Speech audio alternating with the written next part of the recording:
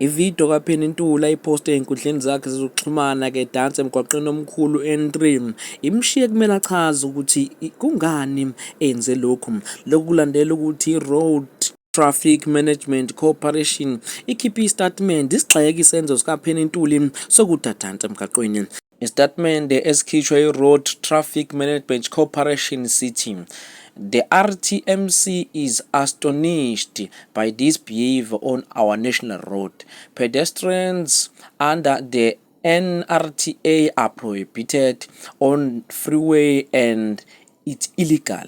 Content creators should not risk their lives for likes. Penny Ntuli kube sechaza ke isizathu sakhe sokwenza lokhu abekwenza. Sanibonani bomzala, cha ngithi ake ngithathe leli thuba into engizonda nje ngikhuluma kodwa ngizoyenza le video ngizophendula mayelana nevideo engithe ngayifaka ngabona ukuthi engathi isithe yakususa ukukhuluma engathi isithe yakususa okukhulu ukushisa ivideo yami la ngisemgwaqweni on the side of the road ngidansa ngiyacela nazi ukuthi ngaphambi kokuthi ngiqale nje ngize ngikhulume ngokuthi kwenzakaleni bekusukaphi ngiyacela nazi ukuthi angiyenzi le video ngenhloso ukuthi mhlambe ngizoxolisa lutho but ke sengizokhuluma ngoba ngiyabona ukuthi engathi ziningi izinkulumo eseyisuka eseyihlose into ongasiyona so ngibonile ukuthi mengibhala phansi uyazi abantu khona into othi uyibhale phansi umuntu ayithatha ayibhekisele noma ayizwe ngendlela yakhe noma ayitwiste so ngase ngithi Mamphemba awukwenza ivideo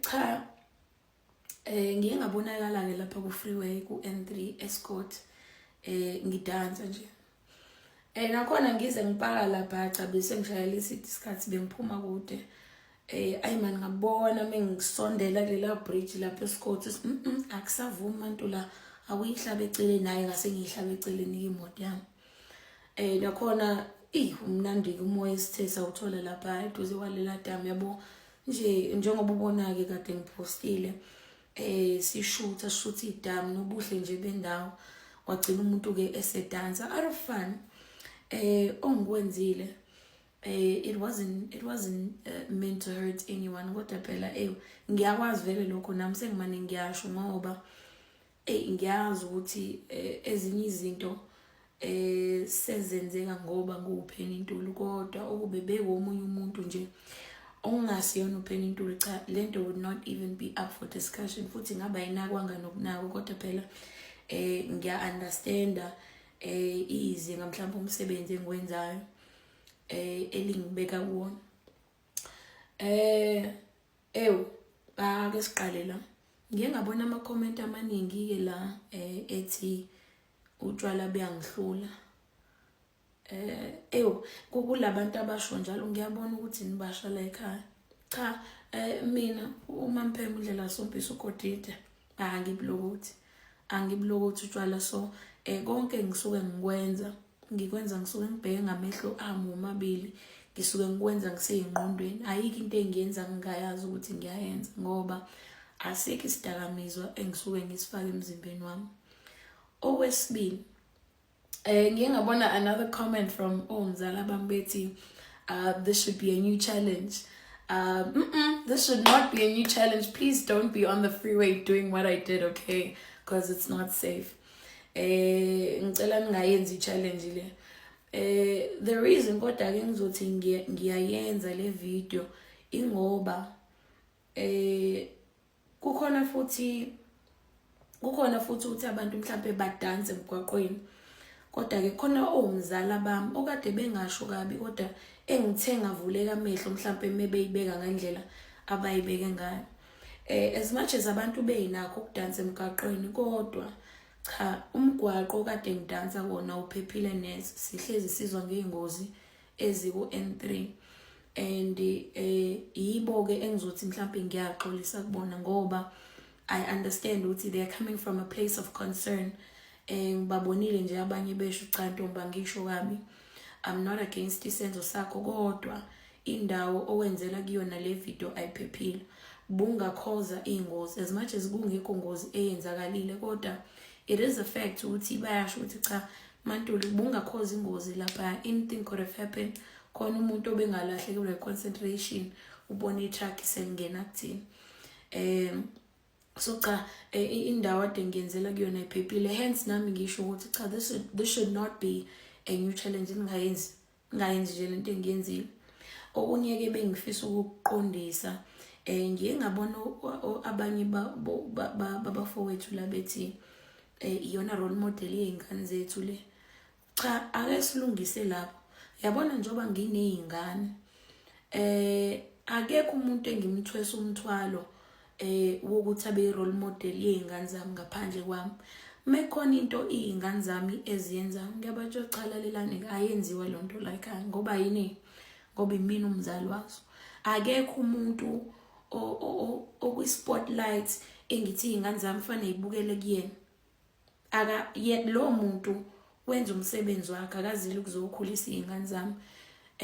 Lokho ngikusho as much as I understand ukuthi ngihlezi ngihlangana nabazali abangafuna ukushutha nami kodwa athi pheni ngicela ushuthe nengane yami Victhanda. Ngiyazi usikhona abantu abakanjalo kodwa most yezingane mina ngizothi ngihlangana nazo ezithi ziyangithanda ezinye ilingana nezingane zami.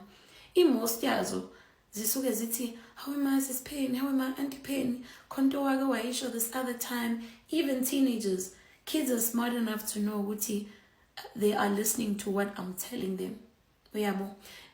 So ngicela ngangibeki endaweni yokuthi ngize ngiyilimite endleleni engiphila ngayo ngoba ngisaba ukuthi ingane yakho ngeke izi approve.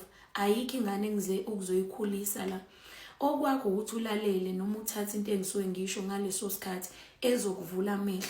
But angangibeki endaweni yokuthi khona ezinye izinto engingasakwazi ukuzenza ngoba ngithi abantu ngeke ba approve. No ake ngenze kanje abantu bazoyi approve. Alikho nolodwa usuku la ngivuka khona yabona njengale video nje angihlabanga imoto eceleni ngoba ngithi asipaka imoto eceleni sithweka abantu bazoyithanda. Alikho nangelodwa ilanga la ngenza khona into ngoba ngithi ngifuna abantu bayilike, ngifuna abantu bayithanda. Mina ngenza into mase abantu ba decide ukuthi bayithanda noma cha, baya relate kuyona noma cha. Ngiye ngabona enye comment nakhona ethi ama content creators angenza noma yini for ama likes. Inkosi yami mina ngisiyona i-content creator. Akhona ama-content creator ongathi mekuthiwa nawo ama-awards amagama abo aphume phambili because khona le content abayibambe yabo abayibambile ukuthi bayayenza. Mina ngenza nanoma ngabe yini nangoma ngabe iluphi usuku. Ayikho i-content okwazi ukuthi everyday uphele uvukela kuleyo content cha. Angisiyona i-content creator ayibonasi singisike singasaphumeki. Kodwa ke cha komzala bami okade be consent ukuthi Mantuli ingozi benga anything could have happened. Cha ngiyaxolisa nami ithe sengiyibona ke noma sengiyibuka ivideo isingekho phelele excitement because vele mina I posted out of excitement. Mubuka i-caption yami futhi nizobona ukuthi cha bengaqondela utho lubi because mina I was saying tata any moment oyithola take that moment and enjoy it because impilo imfishane. Ngiyazi ukuthi into ke mesiyibuka so singayibunge ngeso elilodwa kodwa ke nami ithe sengiyibuka ke video isiphelile excitement ngabona ukuthi impilo yami ngiyibekile engcupheni. So ngiya understand ukuthi abanye bomzala bami where they coming from. Sengivala Nkosi yami abafowethu phela mina ngine relationship no driver bama truck. Ngiyawushaya u-N3 sithi medlula i-toll gate abengishayela ihuthi ameceleni azongibingelela. Uyabo kwesinye isikhathi ngiyazi ukuthi phela babuye bakhathale ngenxa ye long distance ngibashayela ama lights ku freeway ngibona sayibo usabhekile yabo phela imoto yami brandiwe bayangibona.